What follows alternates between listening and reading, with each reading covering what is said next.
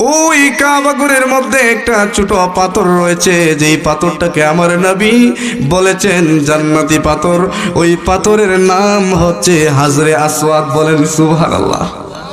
আমার বাবারা, আমার পর্দানিশীন মা বোনেরা, মোবাইলের মধ্যে, টেলিভিশনের মধ্যে, কম্পিউটারের মধ্যে দেখেন ওই হাজরে আসওয়াদ, কিন্তু একটাবারও কি মন চায় না? একটাবারও কি তোমার দিল চায় না ওই জান্নাতি পাথরটাকে চুমা দেওয়ার?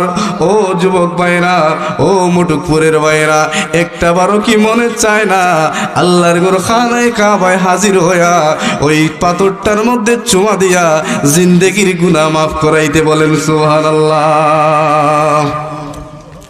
আমার যুবক ভাইয়েরা, এই খানে কাবার হাজরে আসওয়াদের মধ্যে চুমা দিলে দুইটা ঠোঁট লাগায়া অথবা হাত দিয়ে মুছে করে আপনার ঠোঁটের মধ্যে যখন খানে কাবার ওই জান্নাতি পাথর হাজরে আসওয়াদের মধ্যে যখন চুমা দিবেন, আপনি দুনিয়ার কোনো পাথরের মধ্যে চুমা দিলেন না, দুনিয়ার মধ্যে তাইকা আপনি জান্নাতি পাথরের মধ্যে চুমা দিলেন। সুবহানাল্লাহ।